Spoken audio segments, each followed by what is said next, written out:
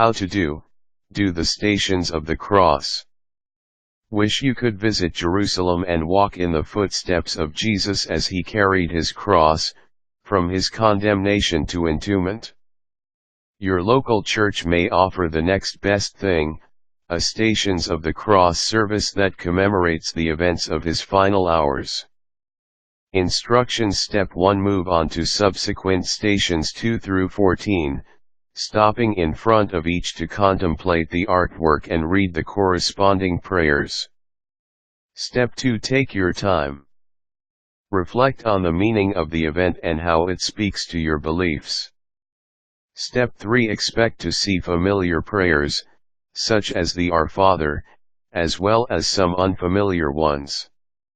Some prayer books may divide up each station with words for a leader and words for the congregation. If you are alone, read both parts quietly. Quick tip: notice that each station presents a dramatic moment of what's called the Passion. For example, Station 2 depicts Jesus receiving the cross and Station 7 depicts Jesus falling for a second time. Step 4. When you arrive at Station 14, you will read, "Jesus is laid in the tomb." You have now walked a virtual Via Dolorosa, the way of sorrows in Jerusalem that physically commemorates the steps Jesus took from his judgment to his crucifixion. Did you know, the Pope leads a public Stations of the Cross service every year on Good Friday in the Roman Colosseum, the very place where many early Christians met their deaths.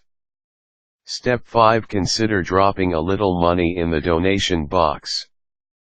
If you fasted from a meal as well, you will have accomplished the trifecta of Christian spirituality: prayer, fasting, and almsgiving.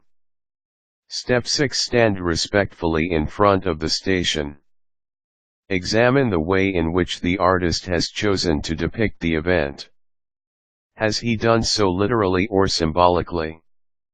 Step 7. Find the corresponding prayers that accompany Station 1 in your prayer book. Quick tip: Stations of the Cross is also called the Way of the Cross, and while it is most commonly found in Catholic churches, it is a popular service among other Christian denominations. Step 8. At the start of Lent, the 40 days leading up to Easter, call up a local church and see whether it offers a group service or if you can go on your own.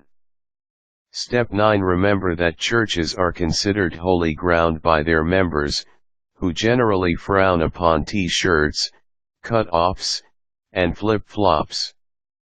So dress in something nice.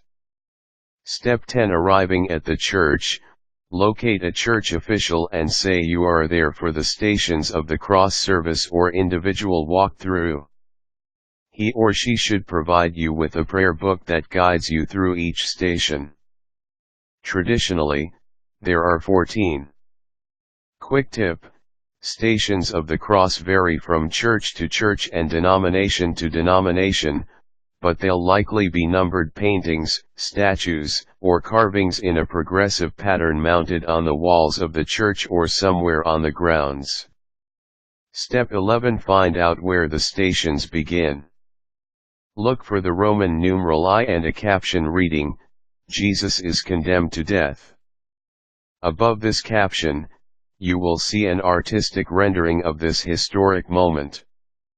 Step 12. Having decided that you want to experience a mini pilgrimage through the last hours of Jesus' life, set aside at least 1 hour for prayer and meditation.